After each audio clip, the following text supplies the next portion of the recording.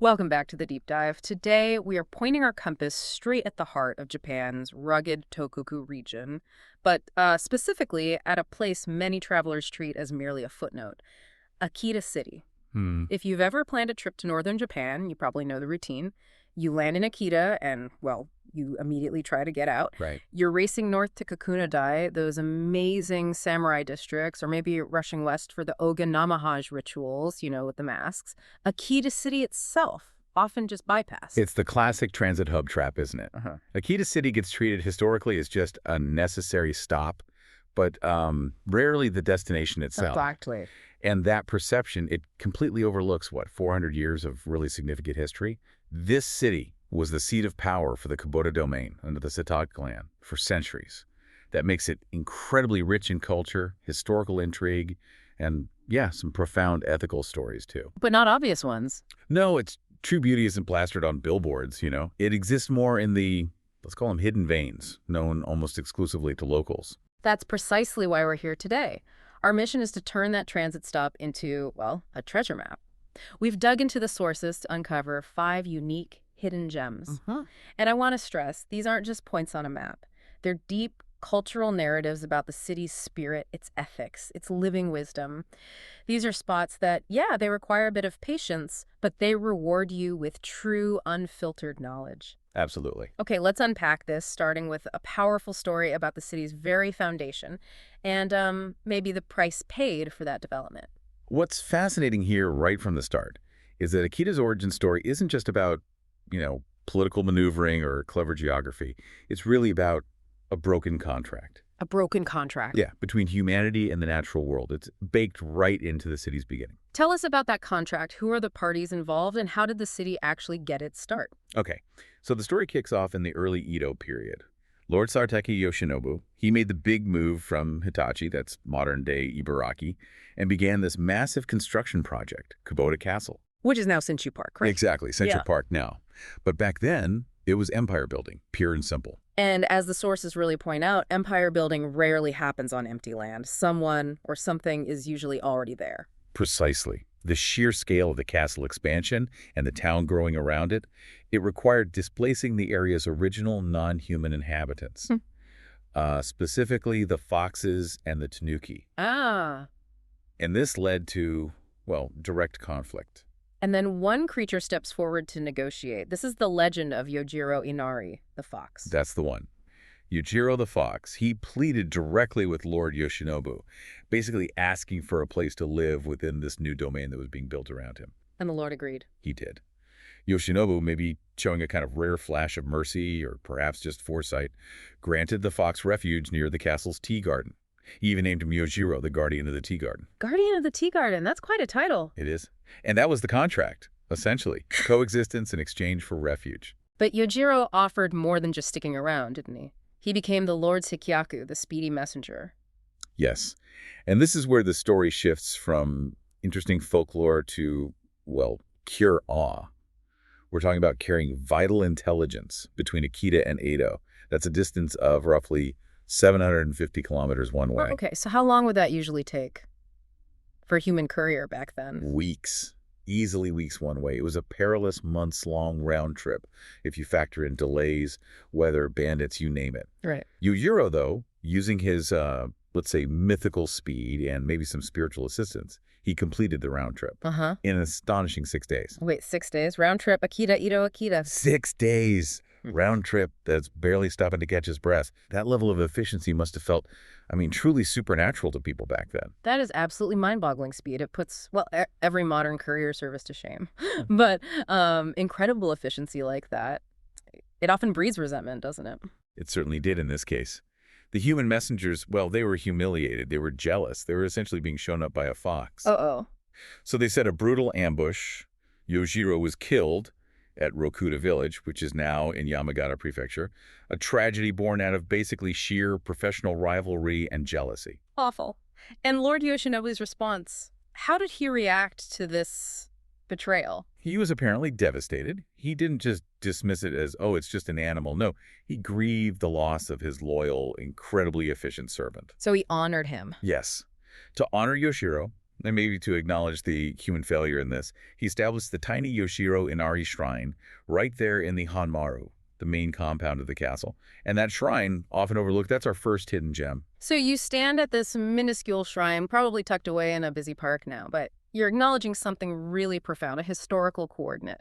What's the deeper implication here? Well, it forces us to confront the city's ethical foundation, doesn't it? Akita's development isn't just about samurai power structures. It's symbolically built upon a non-human sacrifice. And a failure of coexistence. Exactly.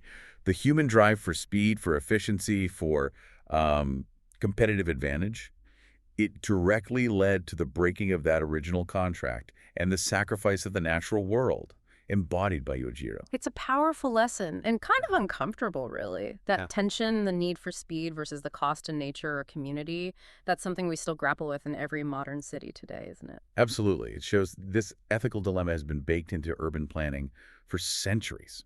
It's not new. So when you visit Akita, you're not just looking at castle foundations. No, you're acknowledging that moment when human ambition perhaps prioritized utility over respect, and you see the consequence of that choice memorialized in this tiny shrine. That's a deep story to start with. Okay, let's shift gears now.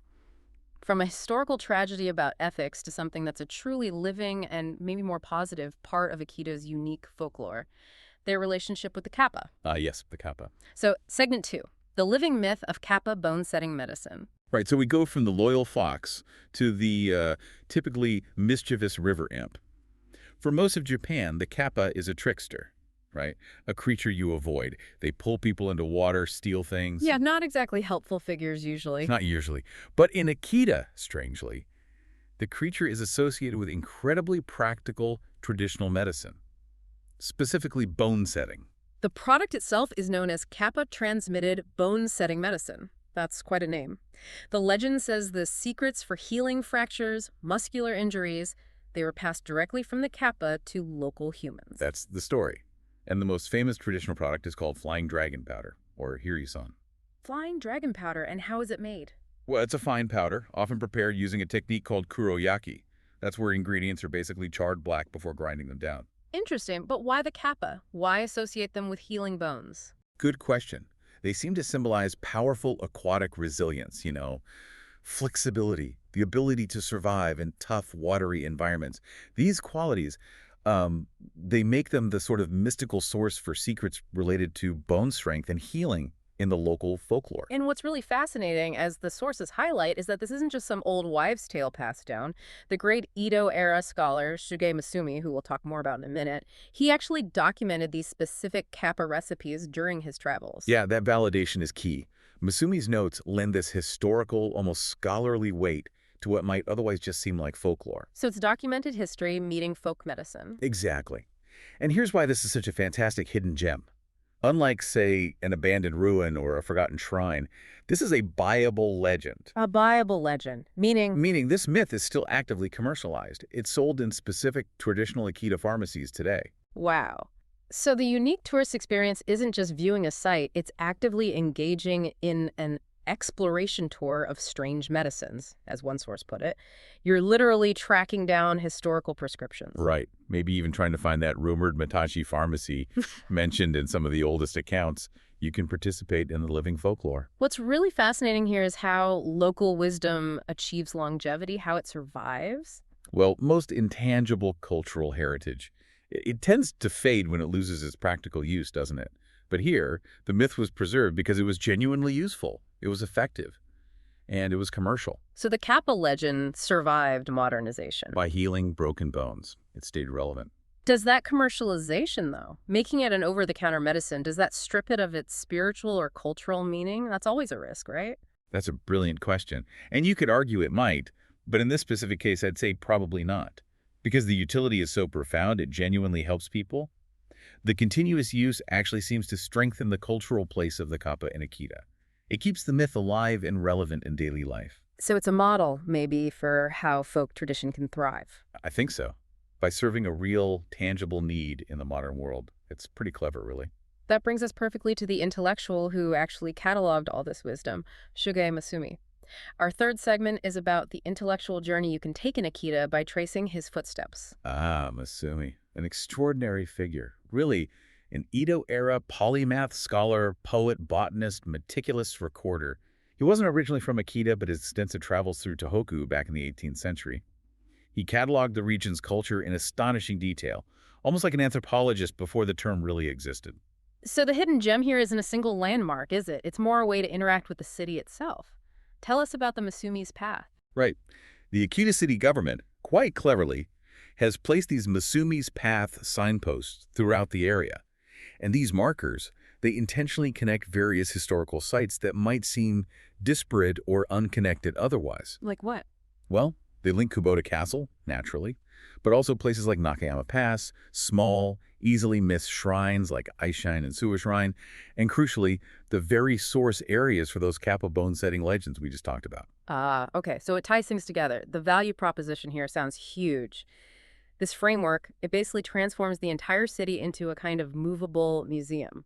Exactly. The journey isn't just passive sightseeing. You're almost required to interpret what you're seeing, using Masumi's own writings as a kind of ghostly guide. It encourages a different kind of visitor. Definitely. It attracts what you might call intellectual explorers. It requires engagement, not just observation. You're literally tracing the footsteps of a specific historical figure, trying to see Akita not just as it is now, but maybe glimpse how Masumi saw it 2 centuries ago. That raises an important question then. How does following a specific intellectual framework like this fundamentally change the nature of your travel experience? Well, I think it forces you, the traveler, to develop more of a scholar's delicate eye, perhaps. Instead of just hitting the top 4 or 5 guidebook sites, you start looking for the tiny details, the forgotten shrine Masumi mentioned, the specific bend in the road he described, maybe the local plant life he documented. So it encourages active discovery. Precisely. Active discovery rather than just passively accepting the mainstream narrative. It turns a simple walk into, well, a genuine cultural dialogue across centuries. It's like turning travel into a bit of a research project, which is fantastic for some people. Now, moving on to our final 2 gems, we're transitioning to places of physical and spiritual respite. Spots that really embody that slow travel ideal, offering a sharp contrast to the busy city center. Yeah, we're moving a little outside the immediate urban core now, embracing the idea of silence and reflection. Let's start with what we're calling the Quiet Castle, the Iwaki Kameda Castle Ruins. Okay, so most visitors focus on Kubota Castle, which is central and well-known. Where are these ruins located? They're actually pretty easily accessible near Ugo Kameda Station, only about a 15-minute walk from there. Yet, because it's not really prominently advertised, it offers genuine historical silence. So, low tourist density. Extremely low, according to the sources, confirming it as a truly hidden scenic area. And the value here, it seems, is more about the atmosphere than, say, massive standing structures. Absolutely. The structures are mostly ruins, foundations, really, allowing nature to kind of reclaim the space. It's apparently enjoyed mostly by locals, sort of privately, for spectacular, uncrowded views, particularly during 2 key seasons, the vibrant spring cherry blossoms and then the intense autumn colors, the golds and reds. That sounds like true wabi-sabi, finding beauty in transience and imperfection. Spot on. It embodies that aesthetic perfectly. And maybe also Yugen, that sense of profound, mysterious beauty. The castle's original function has vanished, which allows for this quiet, solitary historical meditation. The value isn't in viewing a pristine museum piece, but in the chance for a private, undisturbed connection with the past. That deep aesthetic focus on quiet and nature seems to extend pretty seamlessly to our final hidden gem, Koizumigata Park. Yes, Koizumigata. This is really Akita City's ecological heart. It's a vital wetland ecosystem, but also a vast public green space. It's open, it's free, and it really represents the local commitment to slow living and quality of life. So where the castle ruins are about history and maybe decay, Koizumigata is about life and sustainability. Exactly. It's known locally as a treasure trove of wild birds, making it perfect for ecological observation, bird watching, especially during migration seasons. It feels like a necessary counterpoint to the city's concrete ambition we saw earlier. Bringing it back. Yeah, if we connect this back to the bigger picture, this park represents Akita City's tangible commitment to ecological balance. After seeing the sort of ethical cost of unchecked urban growth in that Yojiro story, this park serves as a necessary breathing space, a place for healing, for nature within the city. It proves that in urban development, preserving high-quality, accessible public green spaces isn't just nice to have. It's arguably non-negotiable for the well-being and health of residents. It's the philosophy of balance made physical. Made physical and accessible to everyone. Yeah. Well, this has been an incredibly rewarding deep dive.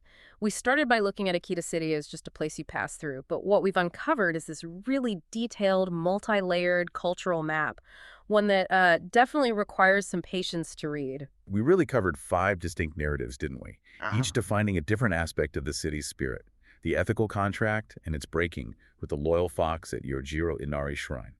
Then the practical, living myth of the Kappa and how traditional medicine found success. Then the intellectual journey, tracing Sugae Masumi's footsteps. Right. Followed by the historical silence and that wabi-sabi beauty you mentioned at the Kameda Castle Ruins. And finally, the urban balance found in the ecological heart of Koizumigata Park. To truly appreciate Akita City, you really do need to actively seek out these stories. They aren't just handed to you on a platter, are they? They're kind of whispered in the old pharmacies or marked along the paths of a long-dead scholar. Akita City, that regional transport hub, reveals itself to be this treasure map filled with profound ethical dilemmas and centuries-old wisdom about, well, the cost of speed and the value of silence. It really requires the traveler to shift their mindset a bit. Yeah. From just being a tourist to maybe being more of a scholar or at least an active explorer. Okay, so here's where it gets really interesting as we close out. Yeah. We focus today on Akita, obviously, but the lesson feels pretty universal. Think about the other transfer points.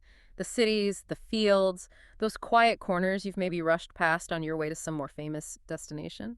How many vital unseen stories, how many profound ethical lessons are hiding just beneath the surface of the map that you yourself use?